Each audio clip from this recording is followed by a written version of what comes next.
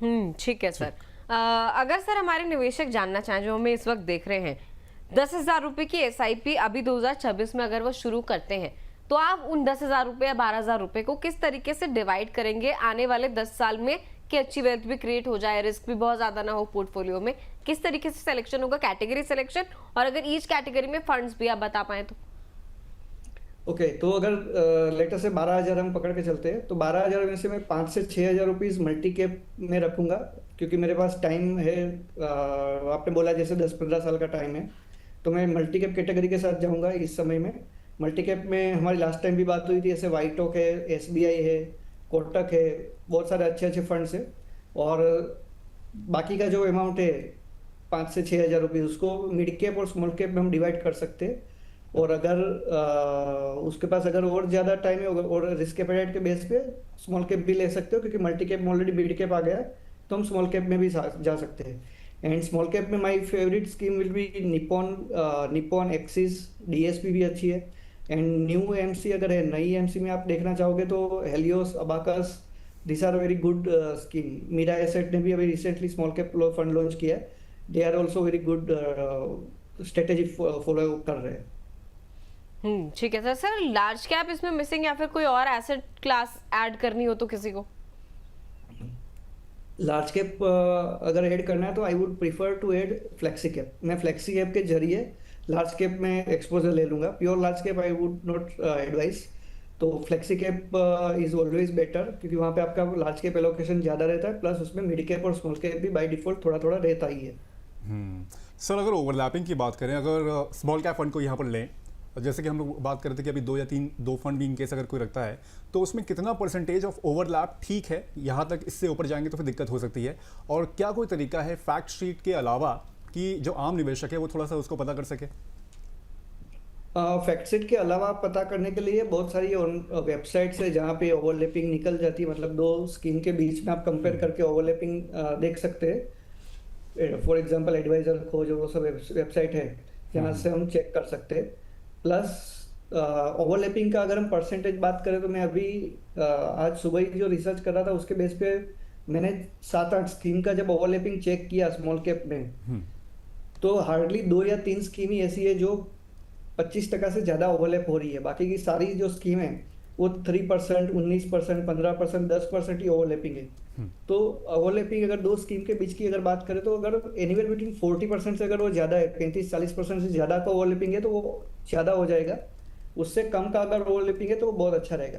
ठीक है, small cap में दूसरा क्या रहता है अभिषेक जी, कि स्मॉल कैप में फंड मैनेजर के पास और उसके जो रिसर्च एनालिस्ट है उसके पास बहुत सारे ऑप्शंस है। दैट मीन्स कि लार्ज कैप मतलब क्या है, टॉप फर्स्ट से लेके 100 तक के जो स्टॉक है मार्केट कैप के wise, that is large cap. Then 101 से 150 की जो स्टॉक है, next 150 stock are mid cap. उसके बाद जो भी है अबाउट 700-750 जितने स्टॉक्स, उसको स्मॉल कैप डेफिनेशन में आता है, राइट। तो जो रिसर्च का जो यूनिवर्स है स्मॉल कैप के लिए वो भी बहुत बड़ा है। So in that case what happens कि वहाँ पे फंड मैनेजर के पास बहुत सारी चॉइसेस रहती है।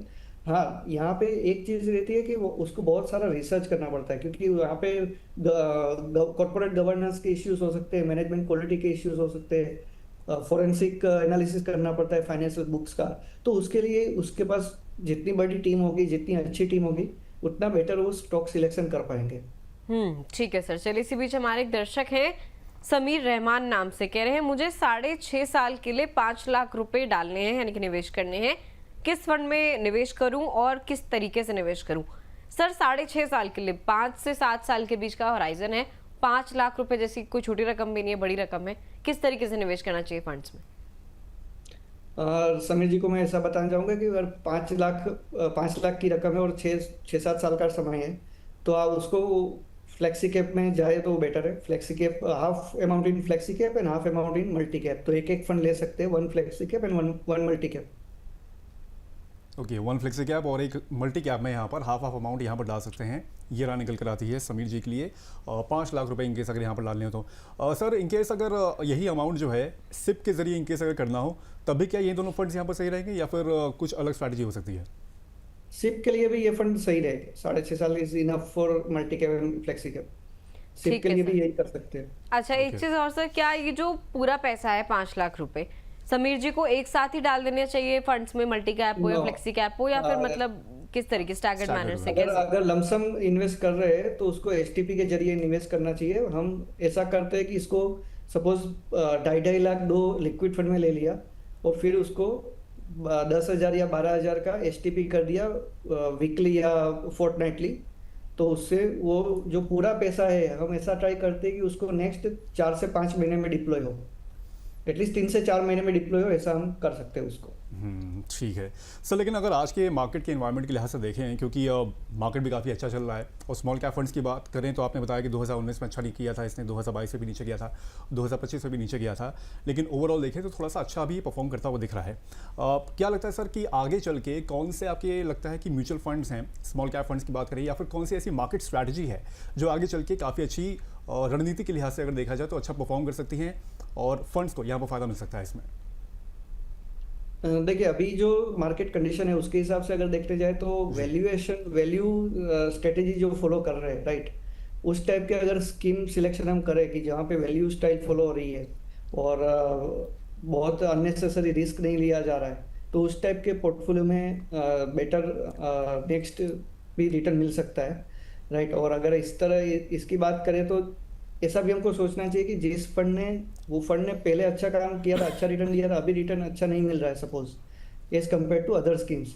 जैसे आपके कोई भी चार्ट में मैं देख रहा हूँ तो कोई भी फ्रैंकलिन का फंड नहीं है, फ्रैंकलिन इंडिया स्मॉल कैप। तो फ्रैंकलिन इंडिया स्मॉल कैप ने बहुत ही अच्छे रिटर्न दिए पास्ट में, लेकिन अभी समहाउ वो स्ट्रेटेजी सपोज फॉलो नहीं कर रही है, तो I would go with that fund कि जो अभी काम नहीं कर रही है, अभी वो स्ट्रेटेजी इस मार्केट साइकिल में काम नहीं कर रही है, तो नेक्स्ट मार्केट साइकिल में उसका ऑब्वियसली बेटर रिटर्न आ सकता है ना। अगर फ्रैंकलिन की बात करें, जस्ट फॉर एग्जांपल समझाने के लिए मैं बता रहा हूँ यहाँ पे कि उसका जो सेक्टर एलोकेशन होगा वो शायद इस टाइप के सेक्टर में होगा कि जहाँ पे उसको रिटर्न बेटर नहीं मिल रहा है अभी, राइट। तो ये बहुत अच्छी स्ट्रेटेजी हो सकती है कि जैसे वो फाइनेंस में और फ्रैंकलिन के फंड्स होते हैं वो फाइनेंस सेक्टर में ज़्यादा रहते हैं, बीएफएसआई सेक्टर में।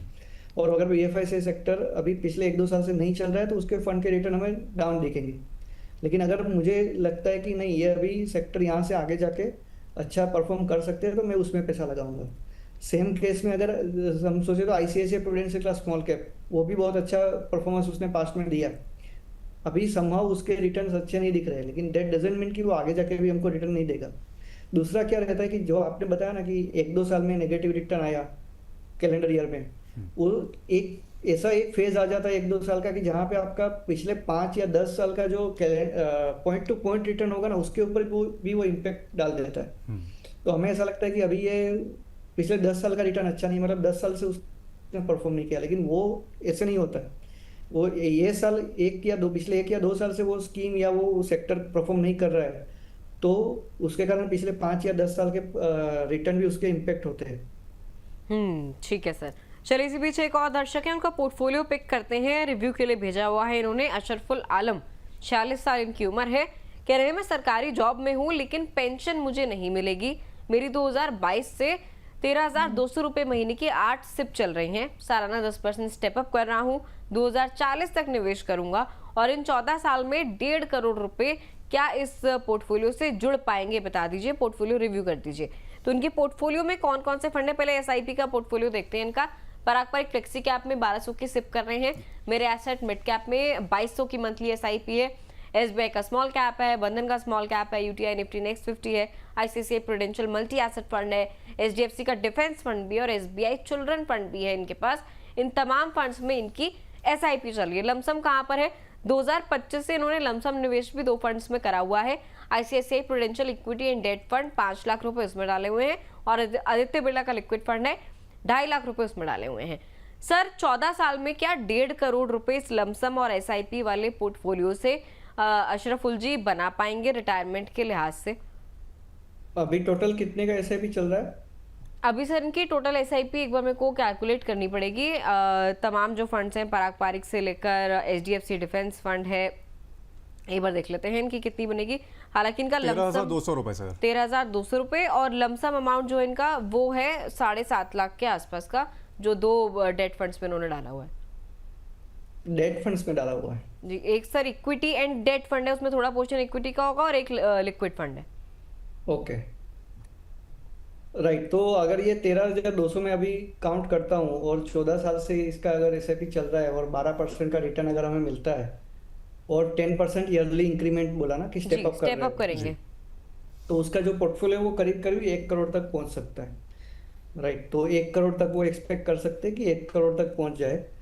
और अगर इसको 20% से अगर स्टेप अप कर देते हैं तो वो 1.5 करोड़ से ऊपर का पोर्टफोलियो बन सकता है।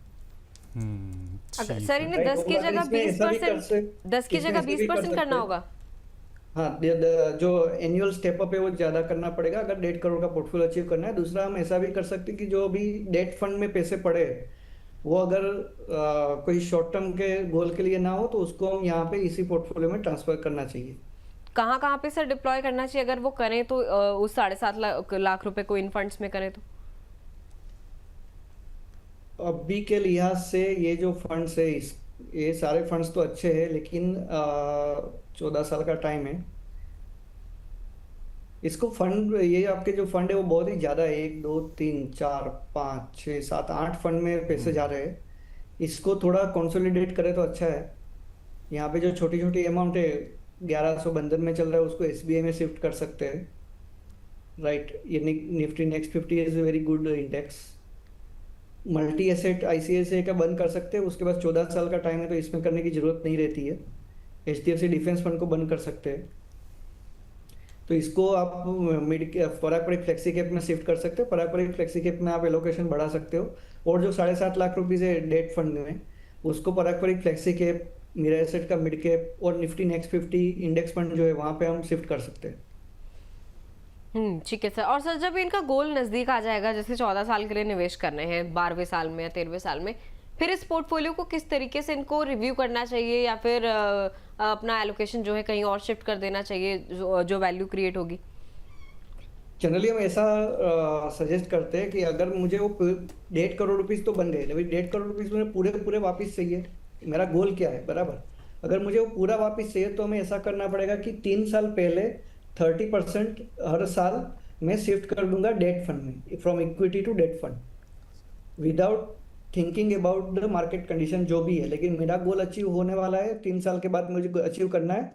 तो मुझे 1.5 करोड़ का पोर्टफोलियो बनने को आया तो मैं 50 लाख ले लूंगा, फिर अगले साल वापस 50 लाख उसमें से निकाल के डेट में शिफ्ट कर दूंगा, फिर लास्ट ईयर में सिर्फ 50 लाख ही बचेंगे, तो वो भी उसको मैं डेट फंड में शिफ्ट करके फिर मैं रिडीम कर दूंगा, या मैं सीधा रिडीम कर दूंगा इक्विटी में से। ठीक है, तो ये राह निकल कर आती है अशरफुल जी के लिए। इस बीच अपने दर्शकों को बता दें कि एक पोल भी हमारे यहाँ पर चल रहा है, जैसे कि आप स्क्रीन पर देख सकते होंगे साइड में ही कमेंट सेक्शन में नीचे यहाँ पर। सिप के लिए कौन सा स्मॉल कैप फंड बेहतर होगा? कौन का स्मॉल कैप फंड ऑप्शन में है, Nippon India small cap fund, axis small cap fund और डीएसपी का स्मॉल कैप फंड। ये 4 ऑप्शन आपको दिए गए हैं, आप इनमें से सिलेक्ट करिए और लास्ट में उसको भी हम लोग यहाँ पर अपने शो में इंकॉर्पोरेट करेंगे, सर से उस पर यहाँ पर हम लोग राय लेंगे। सर, अगर कोई इन्वेस्टर स्मॉल कैप की ग्रोथ पोटेंशियल भी यहाँ पर चाहता है, लेकिन वोलेटिलिटी भी बहुत ज़्यादा यहाँ पर नहीं लेना चाहता, मान लीजिए कोई कंजर्वेटिव यहाँ पर निवेशक है, तो क्या स्मॉल कैप के साथ थोड़ा सा फ्लेक्सी कैप यहाँ पर एलोकेट करना सही रहेगा यहाँ पर, इनकेस अगर वो 1 या 2 फंड ही यहाँ पर सिलेक्ट कर रहा हो तो? 100%। देखिए, हमने जो पहले भी बात किया ना कि वो एक थाली जैसा, इंडियन थाली जैसा है, तो सिर्फ गुलाब जामुन तो खा के मैं पेट नहीं भर सकता ना, तो सिर्फ स्मॉल कैप में मुझे नहीं लेना चाहिए। क्योंकि जब मैं चालू करता हूँ तो मैं बहुत कॉन्फिडेंट होता हूँ कि नहीं, मैं तो 10-15 साल तक कुछ नहीं होगा, आप स्मॉल कैप में इन्वेस्टमेंट पूरा करो। लेकिन जब ऐसा समय आता है कि पिछले मतलब काफी समय से कुछ भी रिटर्न ही नहीं मिल रहा है, या तो बहुत ही नेगेटिव में ही जा रहा है आपका निवेश, आप हर महीने एसआईपी आपकी जा रही है, लेकिन हर महीने आप चेक कर रहे हो कि मेरा एसआईपी तो जा रहा है लेकिन मेरा एनएवी बढ़ ही नहीं रहा है, मेरा जो पोर्टफोलियो का वैल्यू है ऊपर आ ही नहीं रहा है। तो वो जब फेज आता है ना, वो बहुत ही पैनिक वाला होता है। और वहां पे ज्यादातर हमने ऐसा देखा है कि वो जो निवेशक होता है वो बहुत ही पैनिक कर जाता है और फिर उसको पेशेंस नहीं रहती है। तो जो हमने अगली भी स्लाइड में बात किया था कि 10 साल 15 साल के हम ये सब डेटा दिखाते हैं, लेकिन 10 साल तक उसमें बने रहना वो बहुत इंपॉर्टेंट है निवेशक के लिए। वैसे बहुत कम लोग भी मिलते हैं कि जो ऐसा होल्ड करके रखते हैं। ठीक है सर। चलिए एक बार एक्सपेंस रेशो की तुलना भी कर लेते हैं, तमाम फंड्स को देख लेते हैं जिन्होंने बीते 10 साल में, जो हम आपके लिए डेटा लेकर आए थे, अच्छी वेल्थ क्रिएट की है स्मॉल कैप कैटेगरी में। अगर बात करें एक्सपेंस रेशो के लिहाज से, Nippon India small cap fund जिसका एक्सपेंस रेशो निवेशकों ने 0.52% दिया, एक्सिस का स्मॉल कैप फंड 0.55% का एक्सपेंस रेशो निवेशकों ने दिया होगा इसके लिए, क्वांट का स्मॉल कैप फंड है 0.63% का expense ratio, DSP small cap fund 0.66% का एक्सपेंस रेशियो और यूनियन का स्मॉल कैप फंड लगभग 0.80% का एक्सपेंस रेशियो इसका रहा। सर, एक्सपेंस रेशियो के लिहाज से भी क्या फंड सिलेक्शन होना चाहिए, क्या एक्सपेंस रेशियो भी एक क्राइटेरिया होना चाहिए? और इस तरीके का जो डिफरेंस होता है जो कि हमें इन तमाम फंड्स में नजर आ रहा है 0.20 से 0.30% तक का, ये जो अंतर है कितना जरूरी है? और खास करके जब टाइम फ्रेम लंबा होगा, स्मॉल कैप जैसे फंड में कोई 10 साल निवेश कर रहा है, कोई 15 साल निवेश कर रहा है, तो कितना फर्क लाता है एक्सपेंस रेशियो का डिफरेंस? राइट, तो यहाँ पे एक डिस्क्लोजर हमें दे देना चाहिए दिव्या जी कि ये जो पूरे एक्सपेंस रेशियो है वो डायरेक्ट प्लान के है। म्यूचुअल फंड में दो प्लान्स रहते हैं, जी। डायरेक्ट और रेगुलर, तो ये सारे एक्सपेंस रेशियो है वो डायरेक्ट प्लान के लिए है। अभी जो आपका क्वेश्चन है उसके ऊपर आते हैं, तो ये जो 0.52, 0.55 या 0.79 जो भी हम यहाँ पे देख रहे हैं वो एज ऑन टुडे है, ये एक्सपेंस रेशियो आज का है, right, what is effective as per last fact sheet. लेकिन दैट डजंट मीन कि ये पिछले 10 साल से यही एक्सपेंस रेशियो पे ये फंड काम कर रहा है, क्योंकि जैसे जैसे फंड की साइज बढ़ती है उसका एक्सपेंस रेशियो नीचे आता है। जैसे हमने बात किया था कि यूनियन का जो AUM है वो सिर्फ 2200 करोड़ है, तो उसका एक्सपेंस रेशियो ज़्यादा है। निपॉन का जो फंड है उसकी साइज 78,000 करोड़ है, तो उसका एक्सपेंस रेशियो कम है। तो इसी हिसाब से क्या होता है कि आपका एक्सपेंस रेशियो है वो फंड की साइज के हिसाब से चेंज होगा, रिड्यूस होगा, इस जैसे जैसे उसका AUM का साइज बढ़ेगा ऐसे ऐसे। नाउ जो आपका क्वेश्चन था वो ऐसा था कि क्या हमें एक्सपेंस रेशियो को कंसिडर करना चाहिए कि नहीं करना चाहिए। नाउ एक्सपेंस रेशियो क्या होता है कि एक्सपेंस रेशियो में कंसिडर करूँ और मैंने सबसे सस्ता तो फिर इंडेक्स फंड ही है, राइट। अगर मुझे सस्ते में बहुत ही सस्ता चाहिए तो मैं इंडेक्स फंड में जा सकता हूँ, लेकिन इंडेक्स फंड स्मॉल कैप और मिड कैप एक ऐसी कैटेगरी है कि जहाँ पे आपको एक्टिव फंड में जाना वो बेटर है।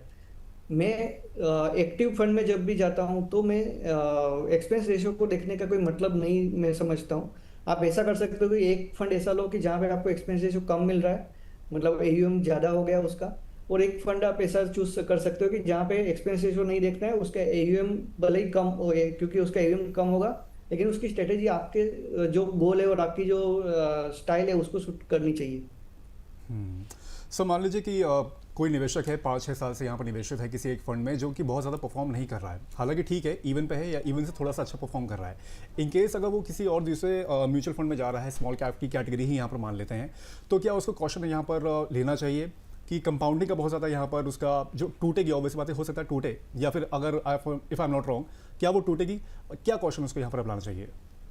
राइट, तो बेसिकली कंपाउंडिंग के लिए मैं ऐसा सोचता हूँ कि अगर मैंने इक्विटी से इक्विटी में पैसा डाल रहा हूँ तो कंपाउंडिंग ब्रेक नहीं होने वाली, कंपाउंडिंग एज इट इज रहेगी। क्योंकि मैं अगर मैंने इक्विटी में से पैसा निकाल के FD में कर दिया तो वो कंपाउंडिंग को मैंने ब्रेक कर दिया, क्योंकि मेरा पैसा जो 12, 14, 15, 20% पे मुझे जो ग्रो कर रहा था उसको मैंने निकाल के सिर्फ 6%, 7% में निवेश कर रहा हूँ, तो मेरी कंपाउंडिंग जो है वो इफेक्टिवली ब्रेक हो जाएगी। बट मैं एक ही स्मॉल कैप में से मैं दूसरे स्मॉल कैप में अगर पैसा डाल रहा हूँ तो कंपाउंडिंग ब्रेक होने का कोई सवाल जैसे तो नहीं रहता है। ठीक है सर, चलिए इसी बीच एक दो सवाल पिक करते हैं दर्शकों के। प्रशांत यादव जी हैं, यूट्यूब पर सवाल भेजा है इन्होंने, कोटक स्मॉल कैप फंड में शायद निवेश कर रहे हैं, पूछ रहे हैं कोटक स्मॉल कैप फंड से क्या एग्जिट कर लिया जाए या फिर नहीं। अगर एक साल में देखें कोटक के स्मॉल कैप फंड ने लगभग 7-7.25% तक के रिटर्न जो है निवेशकों को दिए हैं। बीते 6 महीने में भी 13 से 14% तक के अच्छे रिटर्न दिए हैं, और अगर 5 साल की इसकी स्टोरी देखें 5 साल में तो 101% तक की अच्छी ग्रोथ इसने दिखाई है। सर, कोटक स्मॉल कैप को लेकर आपकी क्या राय रहती है? देखिए, कोटक जो स्मॉल कैप फंड है वो 2005 में लॉन्च हुआ था, मतलब कि उसके पास 21 साल का ट्रैक रिकॉर्ड है, राइट। अभी अबाउट 19,000 करोड़ का AUM है उसके पास, और जो निवेशक जो है, जो दर्शक है वो जो बता रहा है वो एकदम सही है कि पिछले 1-2 साल में उसने कुछ भी उसको रिटर्न नहीं मिल रहा है, लेकिन अभी जो भी उसको ऐसा लग रहा है कि इसमें से निकल जाना चाहिए। देखिए, हम वॉरेन बफे साहब के कोट है ना, वो बहुत ही सुनते हैं और बहुत फॉलो करते हैं, be fearful when others are greedy and be greedy when others are fearful. तो जैसे आशीष सोमैया सर बोलते हैं ना कि इसमें हम ऐसा सोचते हैं कि अदर्स मीन्स अदर्स है, लिटरली अदर्स हम मीनिंग करें कि अदर्स में हम भी आ जाते हैं, राइट। तो जब पूरी दुनिया ऐसा सोच रही है कि कोटक स्मॉल कैप में से बाहर निकलना चाहिए, या आपको ऐसा लगता है कि इसमें रिटर्न नहीं बन रहा है इसलिए इसमें से बाहर निकलना चाहिए, तो उसमें डबल पैसा डाल दो। वो नेक्स्ट वही स्मॉल कैप होगा। एक 2-3 साल के बाद जब हम ये स्मॉल कैप ओवर शो करेंगे तो शायद हो सकता है कि कोटक स्मॉल कैप उसी टेबल में हो, कि उसने नेक्स्ट 5 साल में अच्छे रिटर्न बना के दिए। जो स्ट्रेटेजी अभी काम नहीं कर रही है वो नेक्स्ट काम करने की संभावना बहुत ही अच्छी रहती है। तो ये चीज़ खास ध्यान रखनी चाहिए। उसमें स्मॉल कैप का एलोकेशन भी बढ़िया है, तो इसमें कोई चेंज करने की जरूरत मुझे नहीं लग रही है।